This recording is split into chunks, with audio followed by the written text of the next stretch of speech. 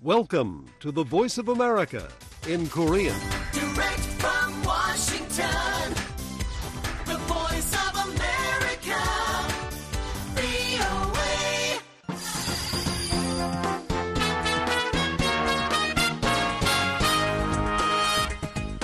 여러분 안녕하십니까?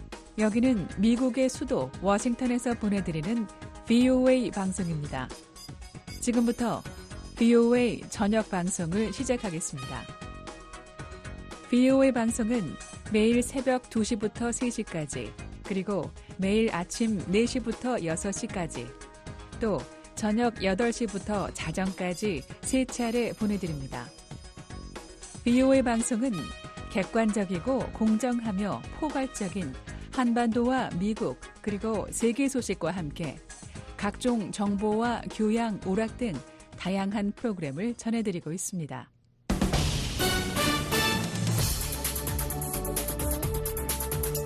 VOA 세계뉴스입니다.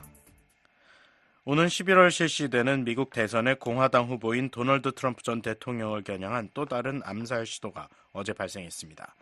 이날 오후 트럼프 후보가 미국 플로리다주 웨스트 palm비치에 있는 자신의 골프장 트럼프 인터내셔널 골프 클럽에서 골프를 치던 중 주변에서 총격이 발생했습니다. 총격 직후 체포된 58세 남성 라이언 웨슬리 루스 씨는 트럼프 후보로부터 약 300에서 450m 떨어진 골프장 바깥에서 AK-47 소총을 이용해 저격을 시도했던 것으로 알려졌습니다. 하지만 현장에 배치되어 있던 비밀 경호국 요원들이 골프장 근처 덤불에 있던 루스 씨를 발견하고 총격을 가했고, 루스 씨는 총을 버리고 차량으로 도주했다가 골프장 인근 고속도로에서 경찰에 체포됐습니다. 미 연방수사국 FBI는 이번 사건을 트럼프 후보에 대한 암살 시도로 규정하고 현재 루스 씨의 범행 동기 등을 조사 중인 것으로 알려졌습니다. 현지 보안관인 릭 브래드쇼 씨는 이날 브리핑에서 트럼프 후보가 현직 신분이 아니어서 골프장 전체에 대한 통제가 이루어지지 않았으며 보안이 비밀 경호국 범위 내로 제한됐다고 설명했습니다. 트럼프 후보에 대한 암살 시도는 이번이 두 번째로 지난 7월 13일에는 펜실베이니아주 유세 현장에서 저격범이 쏜 총에 오른쪽 귀를 맞았지만 극적으로 목숨은 구했습니다. 한편 트럼프 후보는 이날 자정 무렵 자신의 소셜미디어에 여러분 모두의 걱정과 호의에 감사드린다면서 자신에 대한 총격 시도가 있었던 이날은 확실히 흥미로운 하루였다고 말했습니다. 그러면서 자신을 미 45대 대통령이자 이번 대선의 공화당 후보로 존재할 수 있도록 안전을 지켜준 비밀 경호국과 모든 법 집행기관 등의 사의를 표했습니다. 러시아군이 최근 우크라이나군의 침공을 받았던 남서부 접경 쿠르스크 지역 마을 2곳을 추가 탈환했다고 러시아 국방부가 오늘 밝혔습니다. 러시아 국영 리아노버스티 통신에 따르면 러시아 국방부는 이날 쿠르스크 지역의 우스페노브카와 보르키 마을을 다시 장악했다고 발표했습니다. 러시아 국방부는 또 육군 항공대 소속 KA-52M 공격용 헬리콥터 편대가 쿠르스크 지역에서 우크라이나 병력과 장비, 군수품에 공격을 가했다고 밝혔습니다. 앞서 러시아군 현지 사령관은 지난 11일 성명에서 쿠르스크 지역 내 마을 10곳을 탈환했다고 주장했었습니다. 우크라이나군은 지난달 6일 쿠르스크 지역 일대 보병과 기갑 전력을 동원한 기습 침공을 감행한 뒤 현지에서 러시아군과 공방을 계속하고 있습니다. 한편 쿠르스크 남동쪽의 또 다른 러시아 지역인 벨고로드에서는 우크라이나군의 공습으로 민간인 8명이 부상했다고 현지 주지사가 이날 밝혔습니다. 이런 가운데 러시아가 우크라이나 곳곳에 밤사이 드론 56대를 동원한 공습을 가해 1명이 부상하고 주택 5채가 파손됐다고 지역 당국들이 전했습니다. 우크라이나 공군은 이들 드론 중 53기를 격추했으며 이 중 약 20기가 수도 크이우로 향하던 중 요격됐다고 밝혔습니다.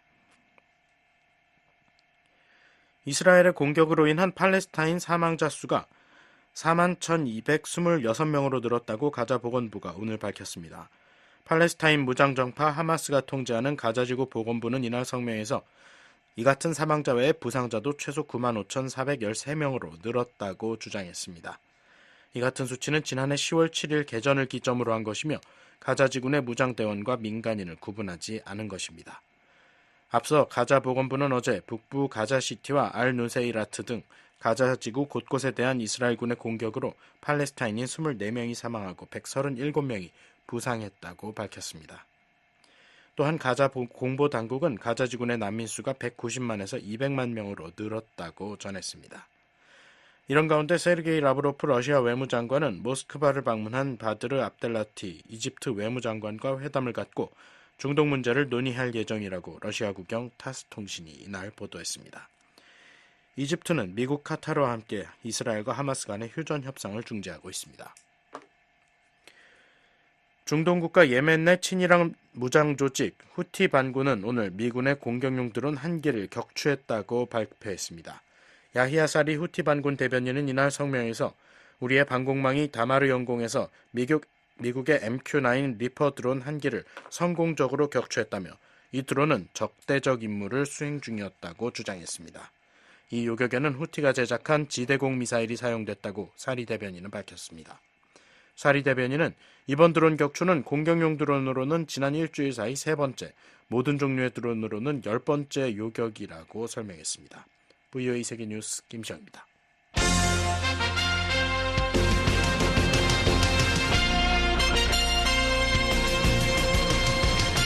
VOA News Today. 여러분 안녕하십니까? 2024년 9월 16일 월요일 VOA 뉴스 투데이 1부 시작하겠습니다. 진행의 김영규입니다. 이 시간에 보내드릴 주요 소식입니다. 미국 백악관은 북한이 우라늄 농축 시설을 공개한 것과 관련해 북한의 핵 야망을 계속 감시하고 있다고 밝혔습니다. 전문가들은 핵 보유국의 지위를 강조하기 위한 의도로 분석했습니다. 북한은 다음 달 초 최고인민회의를 열고 헌법 개정을 논의한다고 밝혔습니다. 김정은 국무위원장이 대남 노선으로 제시한 적대적 두 국가론에 입각해 통일과 민족 개념을 제거한 새 헌법이 만들어질 가능성이 크다는 관측입니다. 북한이 개성공단의 여러 도로를 새로 정비하고 신축 건물까지 완공했습니다. 허무는 작업만 벌였던 현장에서 처음으로 보강 작업이 포착되면서 개성공단 재가동 준비가 본격화되고 있다는 관측이 나옵니다. 내일 북한 날씨는 전 지역 가끔 구름 많고 한때 비 오는 곳 있겠습니다. 최저기온은 13에서 24도, 최고기온은 21에서 31도, 바다의 물결은 동해 앞바다, 서해 앞바다 모두 0.5에서 1m이겠습니다. 첫 소식입니다. 미국 백악관은 북한이 우라늄 농축 시설을 공개한 데 대해 한반도에 정찰 자산을 배치하는 데 힘쓰는 이유가 바로 그 때문이라고 밝혔습니다. 국무부는 미국의 대북 정책은 변하지 않는다며 한반도 비핵화를 위한 노력을 지속할 것임을 강조했습니다. 이조은 기자입니다. 존 커비 백악관 국가안보소통보좌관은 13일 우리는 북한의 핵 야망과 탄도미사일 기술 및 프로그램에서 북한의 진전을 계속 모니터링하고 있다고 밝혔습니다. I'm not really able to get into an intelligence analysis one way or the other here. I would simply 커비 보좌관은 이날 온라인 브리핑에서 북한이 우라늄 농축 시설을 공개한 데 대한 질문에 정보 분석에 대해 말할 순 없다면서 이같이 말했습니다. 이어 그것이 바로 조 바이든 대통령이 영내 동맹 및 파트너십 네트워크를 활성화하기 위해 열심히 노력한 이유 중 하나라며 특히 한반도 및 그 주변 지역에 우선적으로 정보 감시 정찰 자산을 더 투입한 이유이기도 하다고 밝혔습니다. 그러면서 그것은 또 우리가 외교적 의미에서 전제 조건 없이 마주 앉아 한반도 비핵화에 대해 대화할 용의가 있음을 북한에 계속 분명히 밝히는 이유라고 강조했습니다. 국무부는 북한의 우라늄 농축 시설 공개에 미국의 정책은 변함이 없다고 밝혔습니다. No, we obviously saw the video. It doesn't change our overall policy. 매튜 밀러 국무부 대변인은 이날 정례 브리핑에서 관련 질문에 그것이 우리의 전반적인 정책을 바꾸진 않는다면서 새로운 영상이지만 이 영상이 북한 정권의 새로운 역량을 나타내는 것인지는 모르겠다고 덧붙였습니다.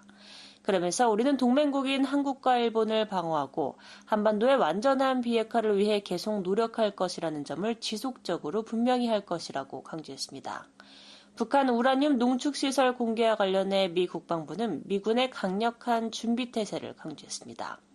국방부 관계자는 이날 VOA의 관련 논평 요청에 정보 사안에 대해선 언급하지 않겠지만 한반도 주둔 미군은 오늘 밤 싸울 준비가 돼 있다고 밝혔습니다. 앞서 북한 대외관영 조선중앙통신과 노동당 기관지 노동신문은 13일 김정은 위원장이 핵무기 연구소와 무기급 핵물질 생산 시설을 현지 지도하고 무기급 핵물질 생산을 늘리기 위한 중요 과업을 제시했다고 보도하며 농축 우라늄 제조 시설을 공개했습니다. 북한은 2010년 핵물리학자인 미국의 지그프리드 해커 박사를 초청해 평안북도 영변 핵시설 내 우라늄 농축시설을 보여준 바 있지만 이를 대회에 직접 공개한 건 이번이 처음입니다. 미국 전문가들은 북한이 우라늄 농축시설을 공개한 시점에 주목하면서도 미국 대선에 영향을 미치려는 전략적 움직임보단 핵보유국의 지위를 강조하기 위한 의도로 분석했습니다. 게리 세이모어 전 백악관 대량살상무기 조정관은 이날 VOA에 북한의 우라늄 농축시설 공개는 북한이 핵 프로그램을 계속 진전시키고 있다는 또 다른 예시라며 물론 우리는 그들이 농축시설을 갖고 있는 것을 오랫동안 알고 있었다고 밝혔습니다. It probably, is another illustration that North Korea is continuing to. 세이모어 전 조정관은 또 북한이 미국 대선을 염두에 두고 우라늄 농축시설을 공개했더라도 북한의 미사일 실험처럼 미국 국내 정치에서는 큰 관심을 끌지 못할 것이라며 미국의 대중은 북한에 대해 그다지 관심이 없고 이는 미국 대중에게 중요한 이슈가 아니다라고 지적했습니다. 시드니 사일러 전 미 국가정보위원회 북한 담당 국가정보분석가는 VOA에 김정은 북한 국무위원장이 최근 핵 프로그램 성장을 가속하는 데 전념하고 있다는 점을 상기시키며 북한은 이번 우라늄 농축시설 공개를 통해 핵보유국이라는 이미지, 즉 질적 양적으로 성장하고 있는 핵보유국이라는 이미지를 강화하려는 것일 수 있다고 말했습니다. My sense more is that they're trying to simply reinforce the image that North Korea is a nuclear power. 사일러 전 분석가는 또한 북한의 이번 행동은 향후 미국과의 협상에서 지렛대를 높이기 위한 의도일 수 있다고 말했습니다. 그러나 미국의 정책이나 협상 전략 등은 북한의 핵 프로그램에 대한 이해를 바탕으로 한다며 북한의 이번 우라늄 농축시설과 같은 공개에는 영향을 받지 않는다고 사일러 전 분석가는 덧붙였습니다. VOA 뉴스 이존입니다. 북한이 우라늄 농축시설을 공개한 것과 관련해 국제원자력기구 IAEA는 북한이 추가 핵 개발의 또 다른 징후라고 지적했습니다. 유엔은 한반도의 핵 확산 문제를 여전히 우려하고 있다는 입장을 밝혔습니다. 안소영 기자가 보도합니다. 미국 국무부가 13일 북러 협력 심화에 대한 심각한 우려의 입장을 재확인했습니다. 국무부 대변인은 이날 세르게이 쇼이구 러시아 국가안보회의 서기와 북한 김정은 국무위원장의 만남에 대한 BOA의 논평 요청에 러시아와 북한 간 협력 심화는 한반도의 평화와 안정을 유지하고 국제 비확산 체제를 수호하며 러시아의 잔인한 전쟁에 맞서 자신들을 방어하려는 우크라이나 국민을 지지하는데 관심이 있는 모든 사람들이 크게 우려해야 할 동향이라고 말했습니다. 그러면서 북한과 러시아 간의 군사적 협력 관계 확대는 영내 안정과 글로벌 비확산 체제를 약화시킨다고 지적했습니다. 캐나다 외무부는 이날 BOA의 관련 문의에 우리는 러시아와 북한 간의 군사협력 강화를 강력히 규탄한다고 밝혔습니다. 이어 우리는 북한이 무기 및 미사일의 대러시아 수출을 중단할 것을 촉구한다며 이 무기들은 러시아가 우크라이나에 대한 전쟁에서 우크라이나 국민의 고통을 연장하는 데 사용하고 있다고 덧붙였습니다. 아울러 캐나다는 우리의 파트너들과 함께 유엔 안보리 결의 위반에 연루된 다양한 러시아 개인과 단체에 제재를 부과함으로써 이 같은 불법 거래에 대응하는 신속하고 강력한 행동을 취했다고 상기했습니다. 앞서 캐나다는 지난 5월 북한과 러시아의 북한 무기 이전에 관여한 러시아인 2명과 기업 6곳에 대한 추가 제재를 단행한 바 있습니다. 앞서 러시아 스푸트니크 통신 등은 13일 세르게이 쇼이구 러시아 국가안보회의 서기가 평양을 방문해 김정은 국무위원장을 만났다고 보도했습니다. 통신에 따르면 러시아 국가안보회의는 쇼이구 서기와 김 위원장이 만나 북러 관계를 포함해 광범위한 의제를 논의했다고 밝혔습니다. 2013년부터 2017년까지 국무부 제재 담당 조정관을 지낸 데니얼 프리드 전 폴란드 주재 미국 대사는 최근 BOA에 러시아의 우크라이나 침략 전쟁이 지속되는 상황에서 심화하는 북러 협력을 우려하며 각국이 제재 이행 노력을 강화해야 한다고 말했습니다. 프리드 전 대사는 자유세계 국가들이 제재와 수출 통제에 대해 협력하며 구멍을 막고 첨단 기술을 제3국에 판매한 뒤에는 러시아나 북한으로 환적하는 기업을 추적하는 일을 더 잘해야 한다며 이같이 지적했습니다. 러시아와 북한은 국제사회가 구체적인 증거를 제시했음에도 불구하고 양국 간 무기 거래 사실을 계속 부인하고 있습니다. BOA 뉴스 안소영입니다. 미 한일과 서방 국가들이 유엔 안보리 회의에서 북러 군사 협력을 강력히 비판하며 즉각 중단할 것을 촉구했습니다. 러시아가 북한 무기로 우크라이나 민간인들의 큰 피해를 입히고 있으며 북한도 반대 급부로 대량 살상 무기 개발 지원을 받고 있다고 지적했습니다. 조은정 기자가 보도합니다. 로버트 우드 주 유엔 미국 차석 대사는 13일 러시아가 우크라이나를 침공한 이후 북한으로부터 탄도미사일 수십 기와 컨테이너 18,000여 개 분량의 군수품과 관련 자재를 조달했다고 밝혔습니다. Since the Kremlin launched its invasion of Ukraine, Russia has also imported dozens of ballistic missiles and more than 18,000 우드 대사는 이날 국제평화와 안보에 대한 위협을 주제로 열린 안보리 회의에서 러시아의 북한 무기 조달은 러시아가 스스로 불과 몇 년 전 지지했던 안보리 결의에 대한 위반이라고 지적했습니다. 아울러 러시아가 자기 이익만을 생각하며 비확산 원칙에 대한 지지를 포기하고 안보리에서의 지위를 이용해 북한의 불법 핵과 탄도미사일 개발에 대한 유엔의 조사로부터 북한을 보호하려고 시도해 왔다고 말했습니다. 유엔 주재 일본 대표부의 이리야 다카유키 공사는 이날 회의에서 러시아는 스스로 찬성표를 던진 안보리 결의를 위반해 북한으로부터 탄도미사일을 조달했고 이란으로부터도 탄도미사일을 조달했다고 말했습니다. 주 유엔 한국 대표부의 김상진 차석 대사는 러시아의 지속적인 북한 무기 사용은 우크라이나 민간인과 기반 시설에 심각한 피해를 입히며 침략의 참상을 더욱 심화시키고 있다고 지적했습니다. Russia's ongoing use of DPRK weapons is causing significant damage to civilians. 그러면서 러시아의 북한 탄도미사일 사용 빈도와 강도가 증가하고 있는 것에 대해 깊이 우려하고 있다고 밝혔습니다.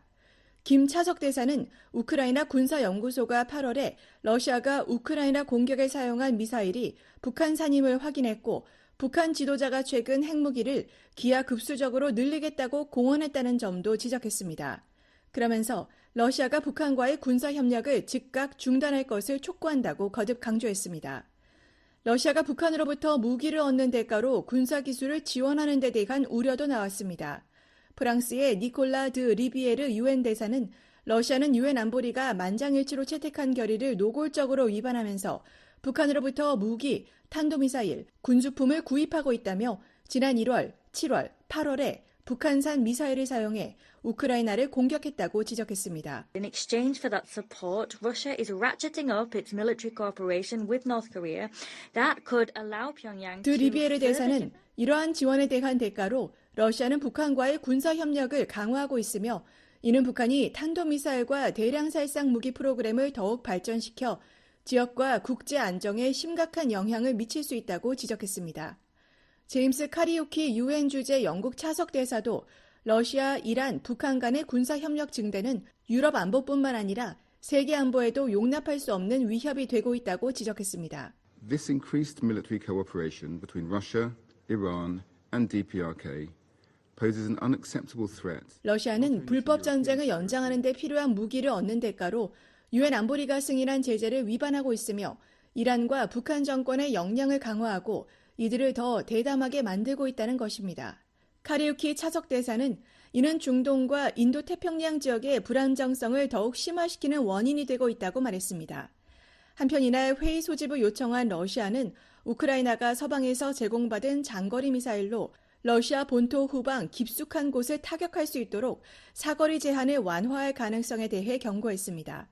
바실리 네벤자 유엔 주재 러시아 대사는 제한을 해제하기로 한 결정이 실제로 내려지면 그 순간부터 나토 국가들은 러시아와 직접 전쟁을 수행하는 것을 의미한다고 말했습니다. If the decision to lift restrictions is really taken, that will mean that from that moment NATO countries are conducting 그러면서 이 경우 서방 침략자들이 초래할 모든 결과를 감안해 결정을 내려야 할 것이라고 말했습니다. 이날 네벤자 대사는 북한과의 무기 협력에 대해서는 언급하지 않았습니다.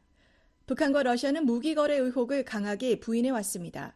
김남혁 유엔 주재 북한 대표부 3등 서기관은 지난 2월에 열린 유엔 총회 회의에서 우리는 러시아와 무기 거래를 한 적이 없으며 앞으로도 그럴 계획이 없다고 말했습니다.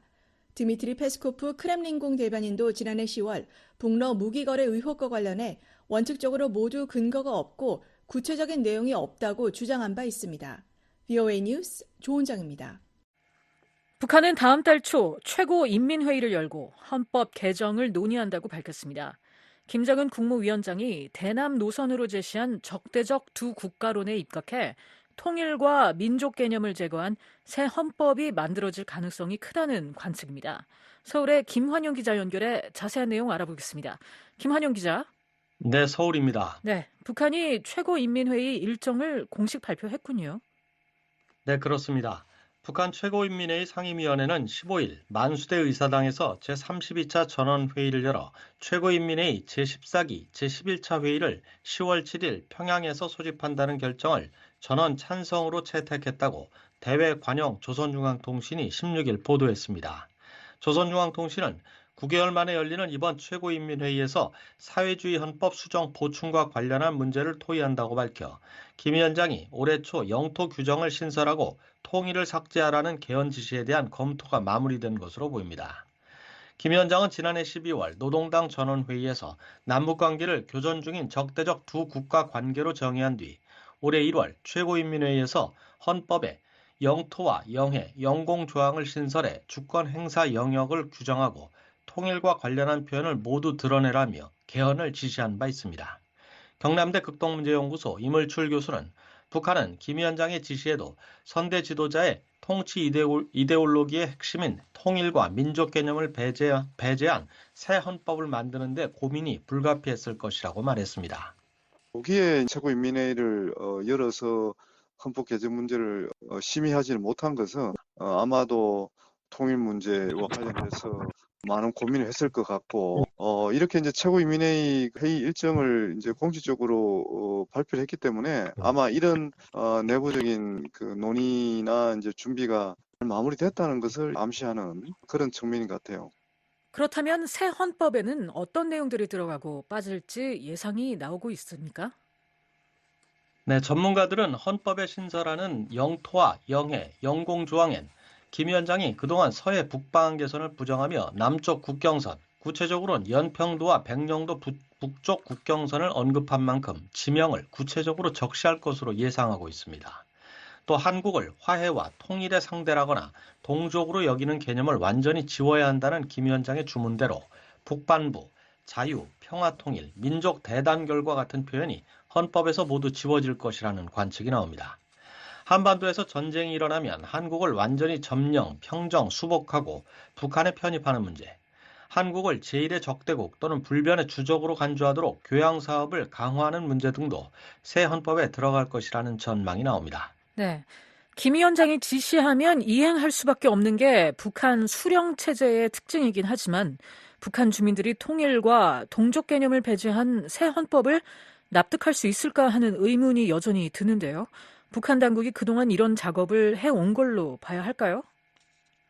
한국 정부 산하 국책연구기관인 통일연구원 조한범 박사는 북한이 지난 9개월 동안 이 문제를 놓고 주민들을 설득하는 작업을 벌인 흔적이 거의 없다고 말했습니다. 주민들을 상대로 한 설명회, 학습 재강 같은 교육 활동도 뚜렷하게 포착되지 않았고 주요 관영 매체들도 통일과 민족 개념 폐기의 필요성을 강조하는 특집 기사 같은 게 눈에 띄지 않았다는 겁니다. 조 박사는 북한군의 뿌리인 김일성 빨치산 부대는 조국의 광복을 위해 존재했고 한국전쟁은 남조선 동족을 해방시키는 통일전쟁, 조국 해방전쟁으로 규정됐다며 이런 정체성이 체화된 북한 주민들에게 이번 헌법 개정은 그 내용에 따라 정권 차원에서 상당한 부담이 될 수 있을 것이라고 말했습니다.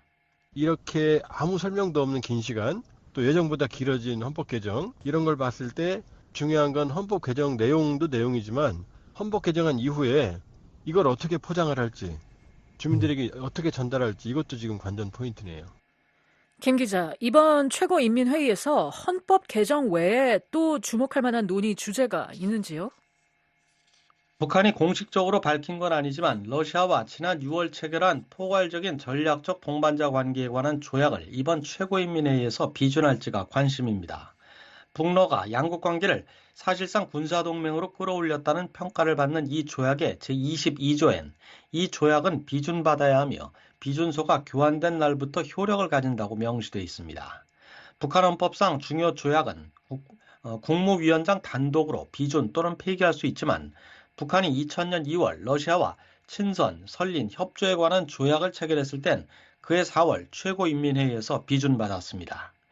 이와 함께 김정은 위원장 독자 우상화 흐름에 맞춰 김 위원장의 혁명 사상이 헌법 서문에 명시될지도 주목됩니다.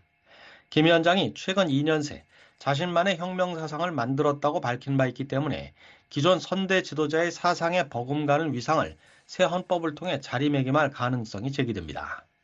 다른 소식도 알아보죠. 북한이 지난 주말에도 쓰레기 풍선을 한국을 향해 날려보냈다고요? 네, 그렇습니다. 한국 군 당국은 북한이 14일 밤부터 15일 새벽까지 약 50개 쓰레기 풍선을 그리고 15일 오후부터 밤까지 120여 개 쓰레기 풍선을 띄운 것으로 식별했습니다. 합동참모본부는 15일 띄워진 120여 개 가운데 약 40개가 경기 북부와 서울 지역에 떨어졌고 확인된 내용물은 종이류와 비닐, 플라스틱 병 등 생활 쓰레기로 분석 결과 안전에 위해되는 물질은 없었다고 설명했습니다. 북한은 이로써 지난 5월 28일 첫 오물 풍선을 살포한 이후 모두 20차례 한국에 오물 또는 쓰레기 풍선을 날려보냈습니다. 네, 북한의 쓰레기 풍선 살포 빈도가 매우 잦아진 양상인데요. 한국 내에선 어떤 반응이 나오고 있나요? 고유한 동국대 명예교수는 북한은 한국 민간단체의 대북전단과 함께 한국군이 전방지역에서 대북 확성기 방송을 전면 시행하고 있는 데 대해 일종의 강대강 대응 차원에서 쓰레기 풍선을 수시로 내려보내고 있다고 말했습니다. 고 명예교수는 한국은 8.15 통일 독트린에 제시한 북한 주민들의 정보 접근권 강화 차원에서 대북 심리전을 전략적으로 펴고 있는 양상이라고 설명했습니다. 북한은 지금 원칙을 그렇게 정해놓고 있는 것 같아요. 남쪽에서 올라오면 무조건 보낸다. 전략적인 건 없고 한국 쪽에서 전략적이라는 거잖아요. 그건 자유의 확산이라는 관점에서 전방에 있는 군인들과 북한 주민들 심리적인 동요를 불러일으키서 자유를 확산시키겠다는 것이잖아요.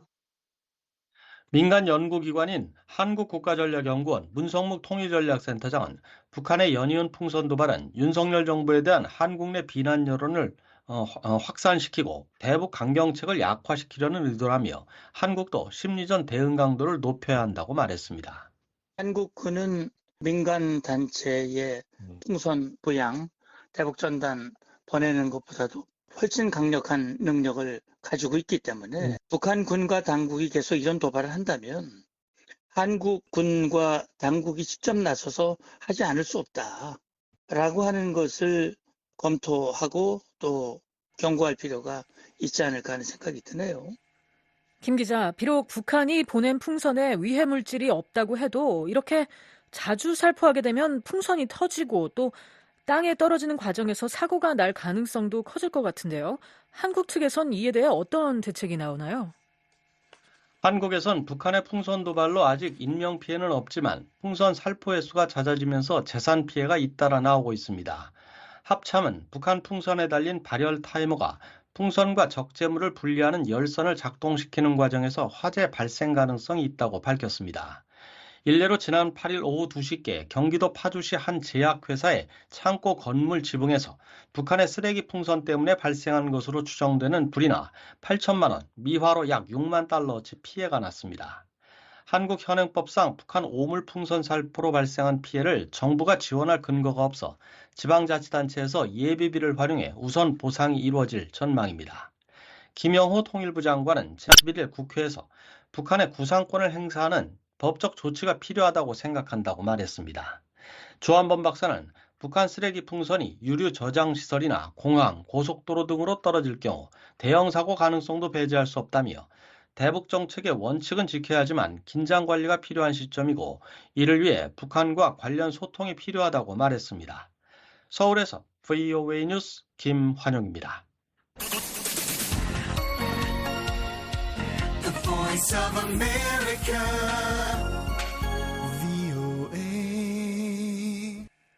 최선희 북한 외무상이 러시아 상트페테르부르크에서 열리는 제4회 유라시아 여성 포럼에 참석하기 위해 오늘 평양에서 출발했습니다.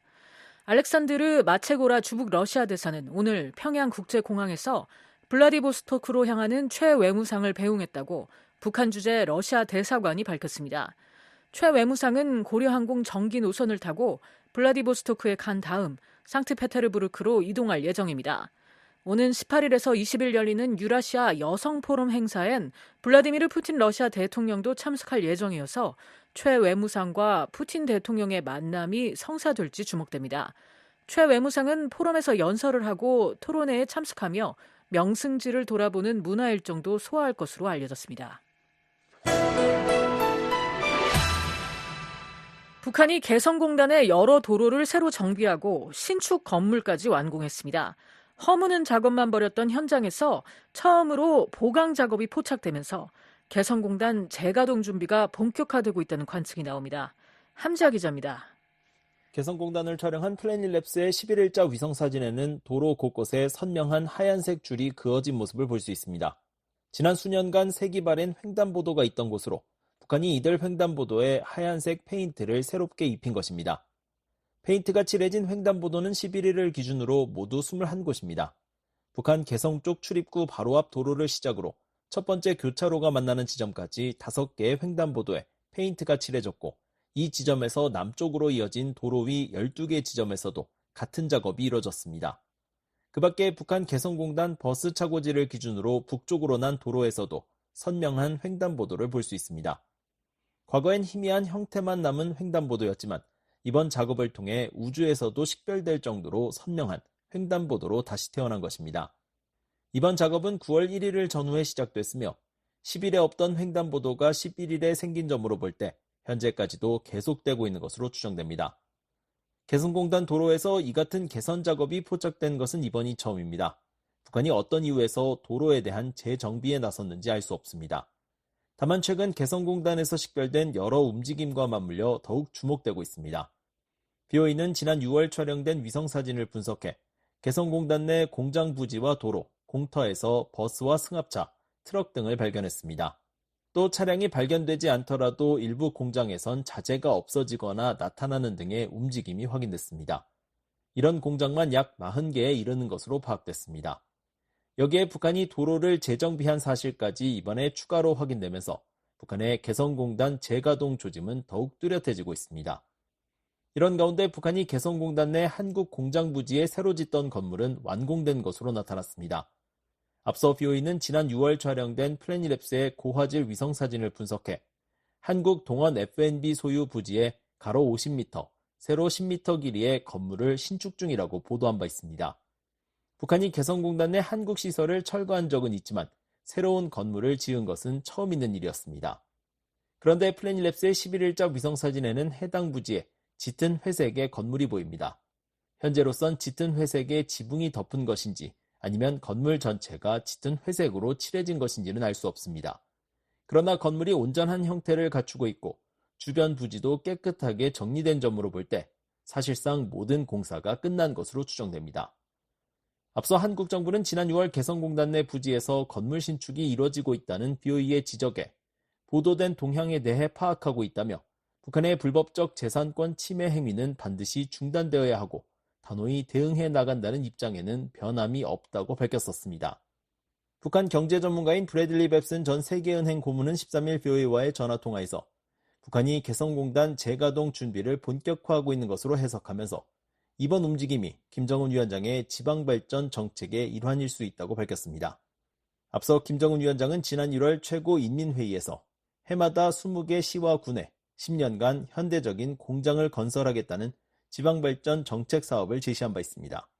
뱁슨 전 고문은 김정은이 작년 말과 연초부터 추진해온 지방발전 정책을 고려할 때 개성공단 재가동은 놀라운 일이 아니다라며 평양이 아닌 지방에 이처럼 공장이 건설돼 있다는 것은 목표 달성이 쉽다는 것을 의미한다고 말했습니다. Yeah, I wouldn't be surprised because given the kind of rural development policy that Kim Jong-un's been pushing since the beginning of the year, late last year. 그러면서 다른 지역처럼 새로운 공장을 짓기 위해 군대를 투입하는 것보단 기존의 공장 용도를 변경하고 개선하는 것이 합리적일 것이라고 덧붙였습니다.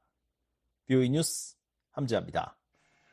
최근 한국을 방문하고 돌아온 미국 상원 의원들이 미한일 협력의 중요성을 강조했습니다. 3국 협력 강화가 북한과 중국을 억제하는 데 매우 중요하다는 겁니다. 이종훈 기자입니다. 미 상원 대표단의 일원으로 최근 한국을 방문했던 공화당의 댄 설리번 상원 의원은 미한일 3국 협력이 우리가 한국에 있을 때 많이 이야기했던 것 중 하나였다고 말했습니다. You know, one of the things that we talked a lot about when we were in Korea was the trilateral relationship. If the United States, Korea, and Japan are working strongly together, 설리번 의원은 12일 VOA 기자 만나 이번 방한 주요 의제에 대해 이같이 말하며 미국, 한국, 일본이 경제, 에너지, 군사 등의 문제에서 강력하게 협력하고 있다면 그것이 바로 강점이라고 강조했습니다. 그러면서 그것이 바로 북한과 중국에 대한 강점이며 그것이 바로 억지력이라고 밝혔습니다. 상원 코리아 코커스 공동의장인 설리번 의원 등 7명의 상원 의원은 최근 한국과 일본을 방문해 윤석열 한국 대통령과 기시다 후미오 일본 총리 등 양국 정부 고위 관리들과 만나 외교, 경제, 안보 현안을 논의했습니다. 상원 대표단과는 별도로 한국을 방문하고 돌아온 민주당의 잭 리드 상원 군사위원장도 미한미 3국 협력은 방한의 주요 의제였다며 영내 다자 협력의 중요성을 강조했습니다. We have also, I think, and I give great credit to President Yoon, seen the Koreans and the Japanese and the Philippines. 리드 위원장은 12일 VOA 기자 만나 이같이 밝히며 미한일 3국 협력 강화를 이끈 한일 양자관계 개선과 관련해 윤석열 한국 대통령에게 큰 공을 돌리고 싶다고 말했습니다. 그러면서 미국이 한국, 일본, 필리핀과 함께 힘을 합치는 건 인도태평양 지역에서 우리의 입지를 집단적으로 훨씬 더 강하게 만든다고 밝혔습니다. 한국을 비롯해 일본 괌을 순방하고 돌아온 리드 위원장은 특히 한국에서 윤석열 한국 대통령 등 정부 고위 관리들과 만나 양국 안보 현안을 논의했습니다.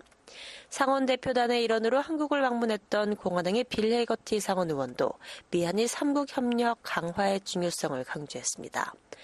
도널드 트럼프 전 대통령의 측근이자 트럼프 행정부 시절 주일 대사를 지낸 해거티 의원은 11일 한국과 일본 순방 결산에 관한 보도자료를 내고 인도태평양과 전 세계에서 미국의 리더십이 필요한 이 시기에 두 나라를 방문했다고 밝혔습니다.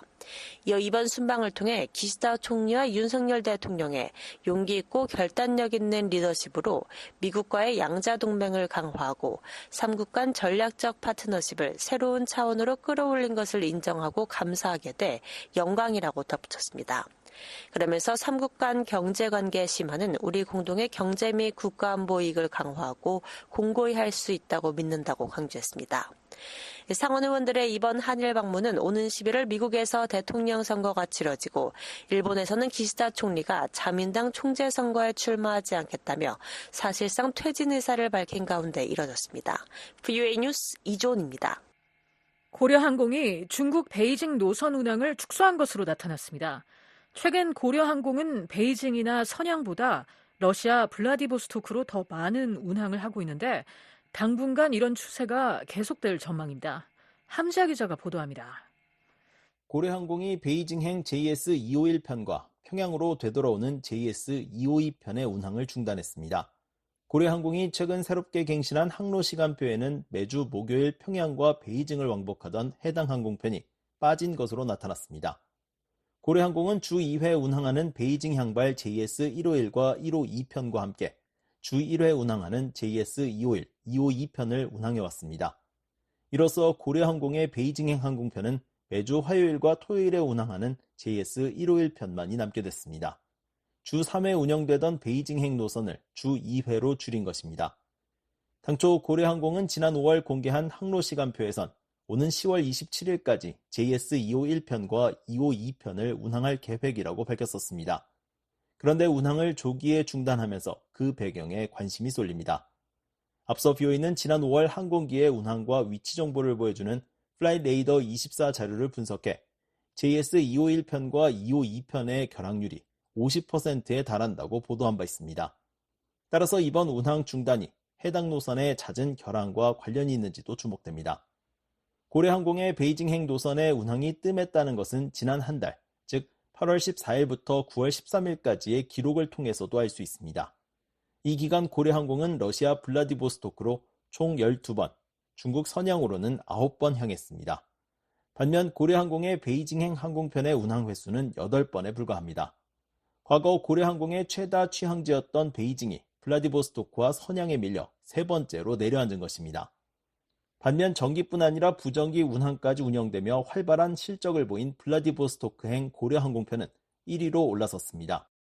현재 고려항공의 JS271편은 매주 월요일과 금요일 블라디보스토크로 향합니다. 특히 지난 한 달 동안 부전기편인 JS371편과 471편을 각각 3회와 1회씩 추가로 편성한 것으로 나타났습니다.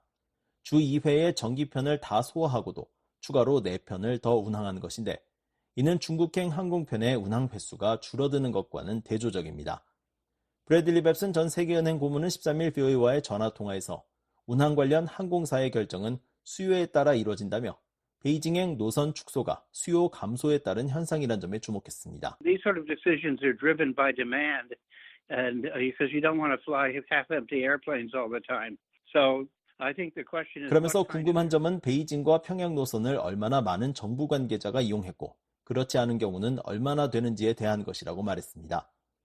다만 뱁슨 전 고문은 중국과 북한과의 관계가 다소 이상하다고 생각한다며 북중 관계에 이상 기류가 흐른다는 일각의 해석에 동의했습니다. The Chinese relationship with North Korea is a little strained, even though there's been, 이어 정치적인 상황을 정확히 알긴 어렵지만 김정은이 현재 중국과의 관계를 매우 편하게 느끼고 있다고는 생각하지 않는다며 이는 경제적으로 양국 관계가 엄청나게 성장하고 있지 않기 때문이라고 덧붙였습니다. 앞서 북한은 지난 5월 한중일 정상회의 공동선언의 비핵화가 언급됐다는 이유로 중국 총리가 참석한 회의의 결과물을 강하게 비난했습니다. 또 북한의 이른바 전승절인 7월 27일 저녁 평양체육관 광장에서 진행된 기념행진 행사에 북한 주재 외교관들이 다수 참석한 것과 달리 왕야진 중국 대사는 모습을 보이지 않았습니다. 그 외에도 최근 북중 무역 규모가 수개월 연속 하락하는 등 이전과는 다른 모습이 관측되고 있습니다. 운항 스케줄에 일부 변동이 생겼지만 고려항공이 여전히 2개 나라만 취항하는 항공사라는 사실에는 변함이 없습니다. 고려항공은 2015년까지만 해도 중국, 러시아에 더해 파키스탄, 쿠웨이트, 태국, 말레이시아 등 최대 6개국 10여 개 도시에서 승객들을 실어 날랐습니다. 하지만 2017년을 전후해 중국과 러시아를 제외한 나라들이 핵실험 등을 이유로 고려항공의 착륙을 전격 금지하고 일부 중앙아시아 국가들은 자국 영공 통과까지 불허하면서 지금까지 중국과 러시아로 취항지가 한정돼 있습니다. VOA 뉴스 함지아입니다. 최근 서울에서 이뤄진 윤석열, 기시다 한일 정상회담은 80점을 받을 만하다고 신각수 전 한국 외교통상부 차관은 말했습니다. 그러면서 북한의 핵 위협이 고도화되고 있기 때문에 한국과 일본의 안보 협력은 당연하고 좀 더 확대돼야 한다고 말했습니다. 한국 외교통상부에서 제1차관과 제2차관을 지내고 주일 한국 대사를 역임한 신각수 전 차관을 최원기 기자가 인터뷰했습니다. 기시다 후미오 일본 총리가 6일 서울을 방문해 윤석열 한국 대통령과 한일 정상회담을 했습니다. 이번 정상회담에 학점을 매긴다면 몇 점을 주시겠습니까? 제 개인적인 판단은 한 80점 정도 가능할 것 같습니다. 왜 이런 말씀을 드리냐면 사실 이제 기시다 후미오 일본 총리가 곧 이제 퇴진을 하게 됩니다. 9월 27일 이제 자민당 총재 선거가 있게 되면 은퇴하는데 윤석열 대통령과 기시다 총리는 그동안 잃어버린 10년이라고 할 만큼 어려웠던 한일 관계를 복원하는데 많은 기여를 했습니다. 그래서 이제 기시다 총리가 퇴진에 앞서 한국을 방문함으로 해서 셔틀 정상회담도 이제 계속하고 또한 한일 관계 복원도 이제 계속하는 그러한 면에서 상당히 의미가 있었지 않았나. 기시다 총리는 이번 회담에서 저 자신은 당시 어려운 환경에서 수많은 사람이 대단히 힘들고 슬픈 경험을 하신 것에 가슴 아프게 생각한다 이렇게 말했습니다. 기시다 총리의 과거사 발언이 충분하다고 생각하시는지요? 전체적으로 뭐 지금까지 일본 정부가 역대 정부에서 이제 여러 가지 형태의 과거사에 대한 반성과 사죄를 해왔습니다만 2015년 아베 담화에서 아베 전 총리가 후손들에게는 다시 반성과 사죄를 되풀이하지 않겠다라는 점을 못 박은 게 있습니다. 그러다 보니까 일본의 그 뒤에 있었던 스가 정부나 기시다 정부나 이를 지키느라고 계속 노력을 해왔습니다. 그래서 작년에 5월 달에 한국을 방문했을 때도 이번에 한 수준의 사과 발언을 했죠. 즉 역대 정부의 담화를 개선하겠다. 개인적으로는 아까 가슴 아프게 생각한다. 이런 소감을 했습니다만 저 개인적으로는 이 한국인들의 마음을 어루만져주는 데 있어서는 불충분했다고 생각을 합니다. 한일 군사정보보호협정 지소미아가 지난해 정상화됐습니다. 한일 군사협력이 바람직한지 또 어디까지 확대될 것으로 전망하시는지요? 바람직하냐의 여부를 떠나서 사실은 지금 북한 핵의 무장이 거의 완성 단계에 접어들었고 또 중국의 굉장히 공세적인 외교안보 정책 등 동북아 내지는 동아시아의 전략 환경이 굉장히 불안정하고 불확실해졌습니다. 이런 상황에서 한일 양국의 안보 협력은 어떤 의미에서는 굉장히 필요한 것이라고 생각을 하고 지소미아가 지난해 정상화된 것은 어떤 면에서 보면 당연한 것이고 제가 보기에는 좀 더 한일 간의 지금 한일 관계가 회복되어 올라섰습니다만 어느 정도 신뢰 수준이 이제 회복이 된다면 좀 더 발전된 방향으로 안보 협력을 해야 되고요. 이에 앞서서 전 양국 간의 국방 당국자 간의 인적인 교류, 전략 대화 등부터 시작해가지고 점차로 PKO 협력이라든지 양국 상호 물자 서비스 융통 협정이죠. 그리고 나아가서는 비전투원 수송 작전까지 점차 확대해 나가야 될 거라고 봅니다. 기시다 총리는 납치 문제를 해결하기 위해 북한과의 정상회담을 추진하다 물러나게 됐습니다. 앞으로 납치 문제 또 일본 북한 관계가 어떻게 될 것으로 전망하시는지. 납치 문제는 일본 역대 정부 그리고 일본 사회 전체의 최우선 과제라고 할 수 있을 만큼 높은 관심을 보였고 대북 관계에서 이 문제를 해결하기 위한 노력을 끊임없이 전개해 왔습니다. 특히 기시다 총리가 언제라도 김정은 위원장을 만나겠다라는 그러한 일종의 오픈엔디드 인비테이션을 했었고요. 기시다 총리 입장은 기시다 총리가 물러나더라도 후임 총리에서도 계속 될 것으로 봅니다. 한국의 전임 문재인 대통령은 북한과 중국을 상당히 중시했으나 별다른 성과를 거두지 못했습니다. 현 윤석열 정부의 외교 노선을 어떻게 평가하시는지요? 전임 문재인 정부의 경우에는 기본적으로 대외 정책을 한반도의 시야를 좁혀가지고 북한과 중국의 비중을 두고 외교 정책을 추진했습니다. 그렇지만 결과적으로 보면 남북 관계도 악화되고 한중 관계도 전혀 진전이 없었습니다. 또 이와 함께 한미동맹에도 내부 분열이 있었고 일본과는 최악의 관계가 된 상당히 어려운 환경을 윤석열 정부는 물려받았습니다.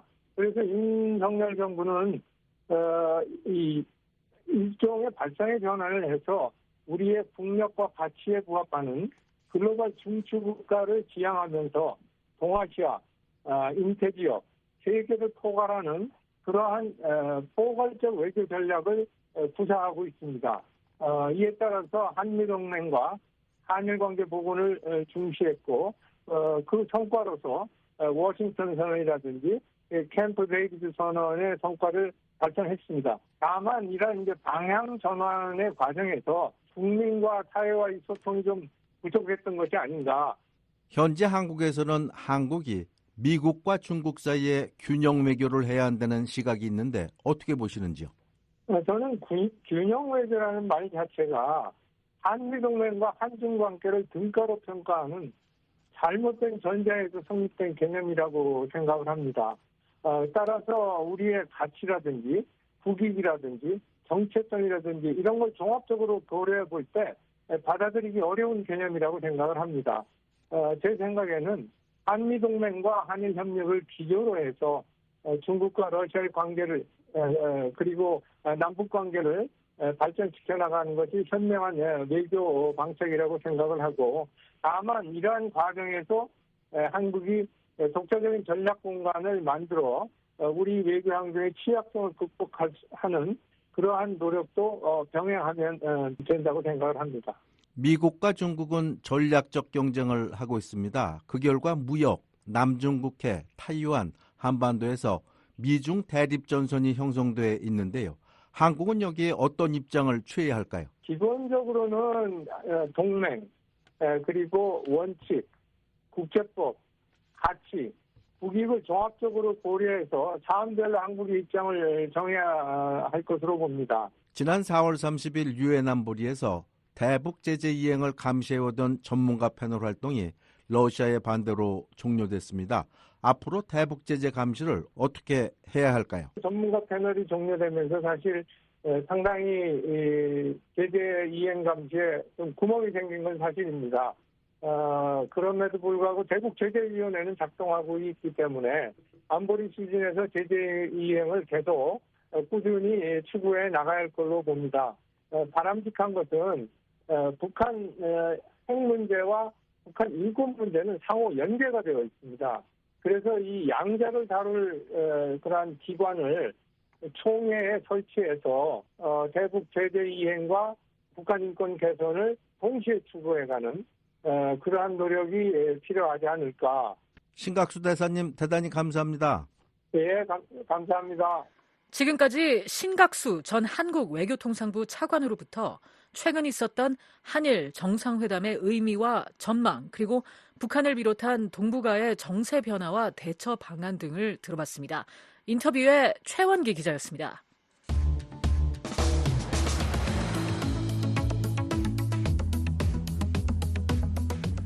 한국 내 주요 뉴스를 전해드리는 한국은 지금입니다. 윤국한 기자 나와 있습니다. 안녕하세요. 예, 안녕하세요. 네, 오늘은 어떤 소식이 있나요? 예, 내일이 추석인데요. 추석은 설날과 함께 한국인들의 최대 명절입니다. 네. 한국인들은 이날을 맞아서 가족과 친지, 지인 등에게 감사의 표시로 선물을 하는 오랜 전통이 있는데요. 추석 명절에 받은 선물을 중고 물품으로 되파는 이른바 명절 테크가 크게 증가하고 있다는 소식입니다. 명절 테크는 명절과 재산을 불린다는 의미인 재테크를 합성한 단어입니다. 네, 추석 선물을 되판다. 이거는 무슨 이유에서인가요? 예, 가장 큰 이유는 돈이 필요하기 때문입니다. 네. 아울러 해당 물품이 필요하지 않은 것도 이유 중 하나라고 합니다.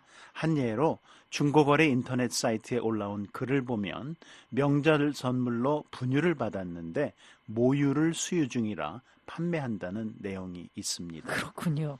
주로 어떤 물품들이 거래되나요? 예, 언론들은 참치 통조림, 스팸, 과일 세트, 식용유, 생활용품, 건강기능식품 등을 꼽고 있는데요.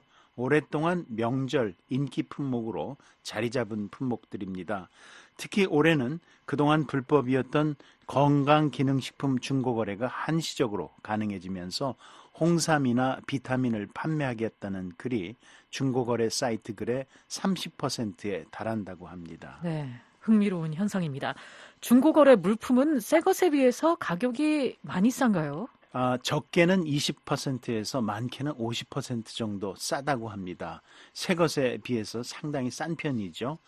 이 때문에 이들 물품을 중고 가격으로 구입해서 부모님이나 지인들에게 선물하려는 사람들에게 인기가 많다고 합니다.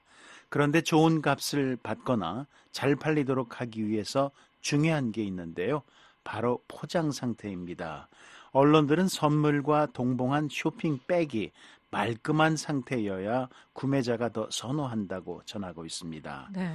올해 중고거래 사이트에는 윤석열 대통령이 각계 인사들에게 보낸 추석 선물 세트도 올라와 있습니다. 대통령이 보낸 선물 세트도 올라오는군요. 윤 대통령의 선물 세트에는 어떤 것들이 담겨 있는지 궁금한데요. 예, 윤 대통령은 올해 추석을 맞아서 국가와 사회 발전을 위해 헌신한 각계 원로와 제복 영웅, 사회적 배려 계층, 유공자 등에게 선물을 보냈는데요. 대통령실에 따르면 선물은 전통주 산업을 활성화하고 지역 특산물 소비를 촉진하기 위해서 도라지 약주, 유자 약주, 사과 고추장, 배잼, 양파잼, 화장품 세트 등으로 구성했습니다. 중고거래 인터넷 사이트에는 이 선물 세트를 20만 원이 조금 넘는 가격에 팔겠다는 글이 여러 건 올라 있다고 언론들은 전했습니다. 그렇군요. 다음 소식으로 넘어가 볼까요? 예, 한국인들이 간단하게 한 끼 끼니를 해결할 수 있는 대표적인 음식이 뭐라고 생각하시나요? 글쎄요. 저는 한국에 있을 때 김밥, 라면 이런 거 즐겨 먹었던 것 같습니다. 예, 맞습니다. 이 김밥과 라면은 떡볶이와 함께 외국에서도 K푸드의 대명사로 널리 알려져 있는데요. 끼니를 해결하는 것뿐 아니라 한국인들의 대표적인 간식이기도 합니다. 그런데 한국통계청이 오늘 발표한 자료에 따르면 이들 음식을 파는 분식집이 계속 줄어들고 있습니다. 네. 분식집 인기가 많을 것 같은데 줄어들고 있군요. 왜 그런 건가요? 예, 통계청이 이유까지 발표하지는 않았습니다. 네. 다만 언론들은 업계 관계자들을 인용해서 몇 가지 이유를 꼽고 있는데요. 젊은 층이 건강상 이유에서 탄수화물을 기피하는 점과 인구 감소, 편의점이나 카페에서 끼니를 해결하는 사람들이 늘고 있는 데 따른 결과라는 설명입니다. 네. 실제로 자료에 따르면 분식집이 줄어들고 있는 것과는 달리 한식과 제과, 제빵, 피자, 커피, 주점 등을 판매하는 업소는 늘고 있습니다. 그렇군요. 분식집은 얼마나 줄어들고 있나요? 예, 2022년 통계를 보면요. 그 해에 전체 음식점 수가 전년도 대비 0.5%포인트 줄었는데요. 김밥 등을 파는 분식집은 4.6%포인트 줄었습니다. 감소 규모가 거의 10배에 달하는 겁니다. 그렇군요. 앞서 건강 때문에 탄수화물을 기피하는 게 김밥집이 줄어든 이유라고 설명하셨는데요. 한국에서는 벌써 오래전부터 쌀 소비가 줄고 있는 그런 조짐이 보였죠. 그렇습니다. 쌀은 탄수화물 함량이 큰 대표 곡물인데요. 쌀 소비량 감소는 탄수화물 섭취를 꺼리는 식습관의 변화뿐 아니라 밥 외에 다른 먹거리가 많아진 데 따른 현상입니다. 실제로 한국인 1인당 쌀 소비량은 2019년에 59.2kg으로 사상 처음으로 60kg 밑으로 떨어졌고요. 지난해에는 다시 56.4kg으로 줄었는데요. 네. 관측이 시작된 1962년 이후 최저점이라고 언론들은 전했습니다. 한 김밥집 업주는 언론에 젊은 층은 김밥을 먹더라도 밥 대신 계란이나 샐러드를 넣은 것을 더 찾는다고 말했습니다. 네, 한국은 지금 윤국한 기자였습니다. 지금까지 VOA 뉴스투데이 1부를 보내드렸습니다. 잠시 후에는 VOA 세계뉴스, 뉴스투데이 2부가 방송되겠습니다.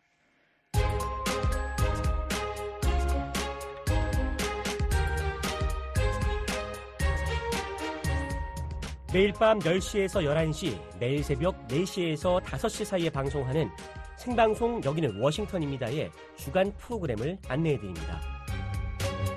월요일 밤과 화요일 새벽에는 미국 역사 속 중요한 인물들을 알아보는 인물 아메리카를, 화요일 밤과 수요일 새벽에는 라디오로 들어보는 미국 역사 이야기 미국사, 수요일 밤과 목요일 새벽에는 11월 대통령 선거를 앞두고 주요 이슈 살펴봅니다. 미국의 선택 2024. 한국에 사는 탈북민들의 소식은 목요일 밤과 금요일 새벽에 방송하는 탈북민의 세상 보기에서 만나보십시오. 그리고 금요일 밤과 토요일 새벽에는 뉴스 따라잡기가 마련되어 있습니다. 생방송 워싱턴입니다와 늘 함께 하시길 바랍니다.